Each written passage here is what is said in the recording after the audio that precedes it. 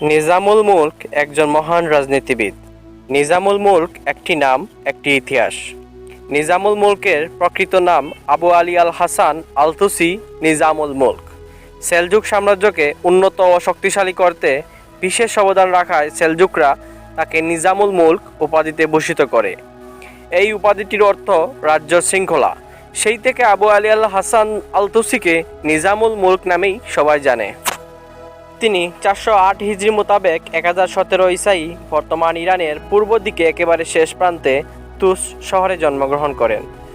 দুইজন সেলজুক শাসকের সময়ে মন্ত্রী থাকার কারণে তাকে তাজুল হাজরাতাইন লকাব দেওয়া হয়।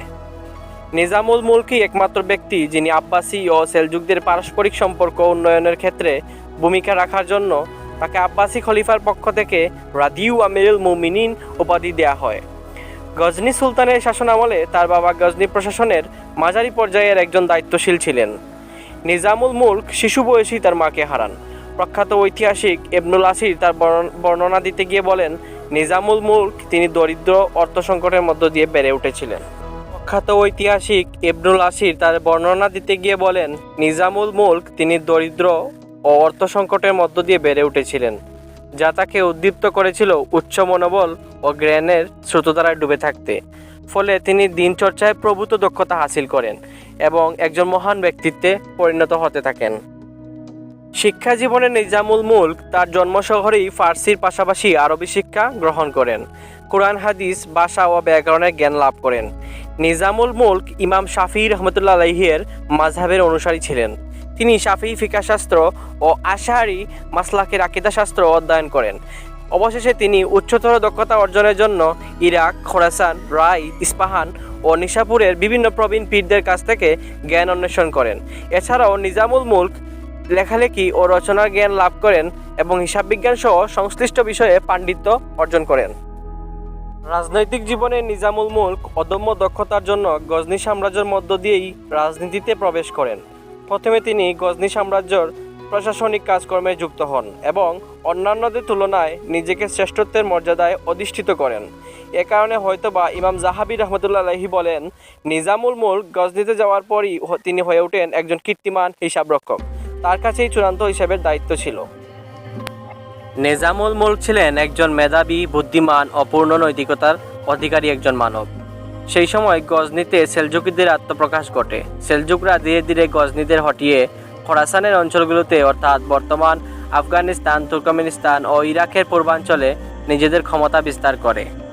নিজামুল মুলক জ্ঞান, মেধা ও বিচক্ষণতা দেখে সুলতান আলপারসালানের মন্ত্রী আবু আলী শাহজাহান এর মাধ্যমে সেলজুক সাম্রাজ্যের সুনজরে আসেন। নিজামুল মুলক এর সকল কাজে প্রচেষ্টা, মেধা ও বিচক্ষণতা দেখে সুলতান আলপারসালানও তার প্রতি সন্তুষ্ট হন।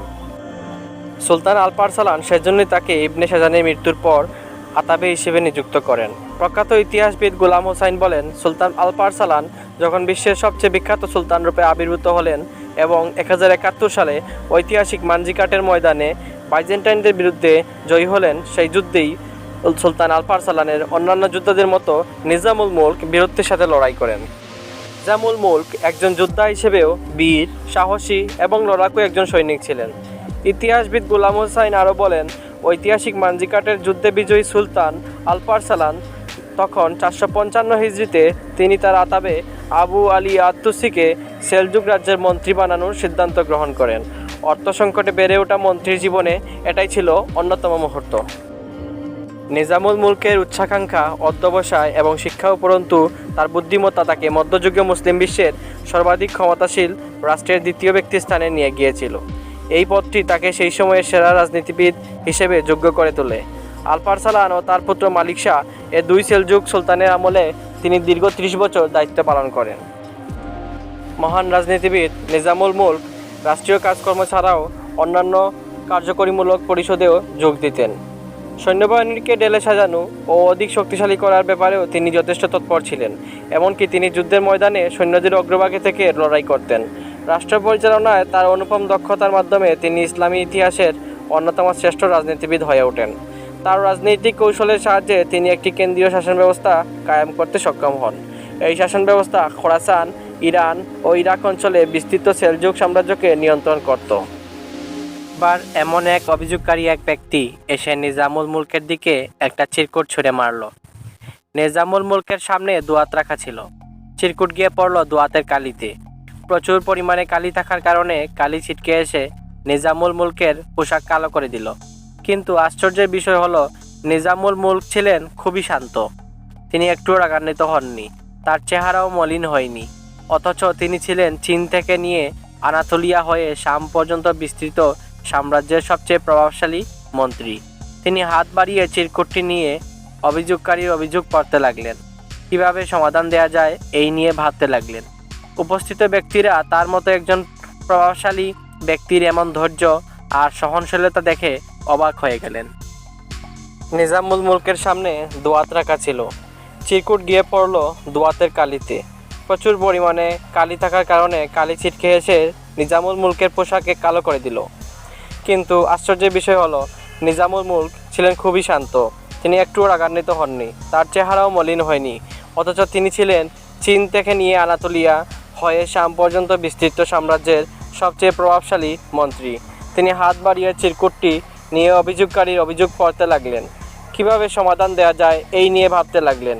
উপস্থিত ব্যক্তিরা তার মতো একজন প্রভাবশালী ব্যক্তির এমন ধৈর্য আর সহনশীলতা দেখে অবাক হয়ে গেল। প্রজাদের উপর যাতে জুলুম না হয় এজন্য তিনি বিভিন্ন অঞ্চলে এ ধরনের মজলিস কায়েম করতেন। রাষ্ট্র পরিচালনা করতে গিয়ে নিজামুল মুলক দীর্ঘ অভিজ্ঞতা অর্জন করেছিলেন। একসময় তিনি চাইলেন রাষ্ট্র সংক্রান্ত তার এই অভিজ্ঞতাগুলো নিয়ে একটা গ্রন্থ লিখবেন, যে গ্রন্থটি রাষ্ট্রবিজ্ঞান ও রাষ্ট্রনীতি সম্পর্কে মানুষকে সুস্পষ্ট ধারণা দিবে। এ কারণে রাষ্ট্রনীতি বিষয়ে লিখিত তার সিয়াসাতনামা গ্রন্থটি তার রাষ্ট্র পরিচালনার দীর্ঘ অভিজ্ঞতার বর্ণনা বলে গণ্য করা হয়। 479 হিজরিতে সুলতান মালিক শাহ রাজ্যের বিশিষ্ট ব্যক্তিদেরকে সেলজুক সাম্রাজ্যের নানা অসঙ্গতি ও তা থেকে উত্তরণের উপায় এবং রাষ্ট্র পরিচালনার সঠিক পদ্ধতি সুলতানকে অবহিত করার দায়িত্ব দিয়েছিলেন। বিশিষ্ট ব্যক্তিদের মতামতকে সামনে রেখে সুলতান রাজ্যের সংবিধান তৈরি করবেন। তখন রাজ্যের বিশিষ্ট ব্যক্তিরা মেধা ও প্রজ্ঞার সাহায্যে নিজেদের মতামত সুলতানের সামনে পেশ করে। সম্রাট সেসব থেকে কেবল নিজামুল মুলকের লিখিত সিয়াসতনামা গ্রন্থটি সংবিধান হিসেবে বেছে নেন। তিনি সিয়াসতনামার দিক নির্দেশনা অনুযায়ী রাষ্ট্র পরিচালনার ঘোষণা দেন। সন্দেহ নেই, এর পরপরই নিজামুল মুলক মন্ত্রী থেকে রাষ্ট্রের সর্বোচ্চ প্রভাবশালী ব্যক্তিতে পরিণত হন। রাষ্ট্রীয় নীতি ও নৈতিকতা, সাধারণ মানুষের সাথে রাষ্ট্রের সুসম্পর্ক নির্ণয়, যুদ্ধ কৌশল ও তার মৌলিক উদ্দেশ্য সর্বক্ষেত্রেই নিজামুল মুলকের পরামর্শ সিদ্ধান্ত বলে বিবেচিত হতো। সৈন্যবাহিনীকে বিভিন্ন ব্যাটালিয়নে ভাগ করার ক্ষেত্রে জাতিগত সম্পর্ক প্রধান না হওয়াই গুরুত্বপূর্ণ।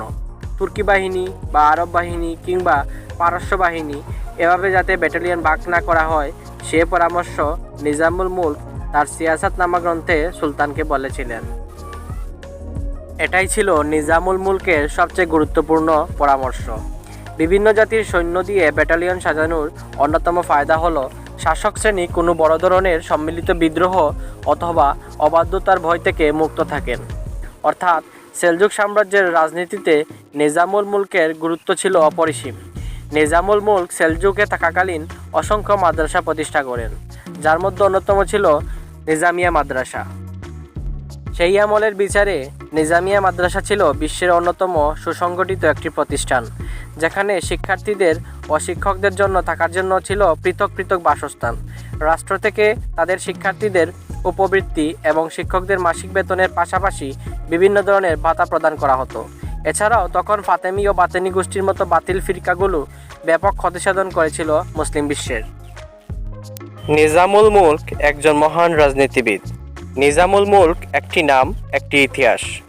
নিজামুল মুলকের প্রকৃত নাম আবু আলী আল হাসান আল তুসি নিজামুল মুলক। সেলজুক সাম্রাজ্যকে উন্নত ও শক্তিশালী করতে বিশেষ অবদান রাখায় সেলজুকরা তাকে নিজামুল মুলক উপাধিতে ভূষিত করে। এই উপাধিটির অর্থ রাজ্য শৃঙ্খলা। সেই থেকে আবু আলী আল হাসান আল তুসিকে নিজামুল মুলক নামেই সবাই জানে। ইমাম আবু হামিদ গাজ্জালিকে সর্বদাই পৃষ্ঠপোষকতা করেছেন নিজামুল মুলক। তিনি ইমাম গাজ্জালি রহমতুল্লাহ আলাইহিকে সেলজুক সাম্রাজ্যের প্রধান বিচারক এবং নিজামিয়া মাদ্রাসার অধ্যাপক হিসেবে নিযুক্ত করেছিলেন। তাছাড়াও নিজামুল মুলক মাদ্রাসাগুলোয় বিজ্ঞান চর্চার সুযোগও রেখেছিলেন। শিক্ষা প্রতিষ্ঠানে তিনি নিয়ে আসেন তৎকালে বিজ্ঞানের ফলিত শাখার স্বনামধন্য বিজ্ঞানীদের। তিনি বিখ্যাত জ্যোতির্বিদ ও বহু প্রতিভার অধিকারী উমর খৈয়ামকে একটি মহাকাশ ও পর্যবেক্ষণ কেন্দ্র নির্মাণ করে দেন। তিনি 408 হিজরি মোতাবেক 1017 ঈসাই বর্তমান ইরানের পূর্ব দিকে একেবারে শেষ প্রান্তে তুস শহরে জন্মগ্রহণ করেন। দুইজন সেলজুক শাসকের সময়ে মন্ত্রী থাকার কারণে তাকে তাজুল হাজরাতাইন লকাব দেওয়া হয়। নিজামুল মুলকই একমাত্র ব্যক্তি যিনি আব্বাসি ও সেলজুকদের পারস্পরিক সম্পর্ক উন্নয়নের ক্ষেত্রে ভূমিকা রাখার জন্য তাকে আব্বাসি খলিফার পক্ষ থেকে রাদিউ আমিরুল মুমিনিন উপাধি দেওয়া হয়। গজনি সুলতানের শাসনামলে তার বাবা গজনি প্রশাসনের মাঝারি পর্যায়ের একজন দায়িত্বশীল ছিলেন। নিজামুল মুলক শিশু বয়সেই তার মাকে হারান। প্রখ্যাত ঐতিহাসিক ইবনুল আসির তার বর্ণনা দিতে গিয়ে বলেন, নিজামুল মুলক তিনি দরিদ্র অর্থ সংকটের মধ্য দিয়ে বেড়ে উঠেছিলেন। এছাড়াও এই মাদ্রাসায় ছিলেন বিখ্যাত রসায়নবিদ ইসফিজারি।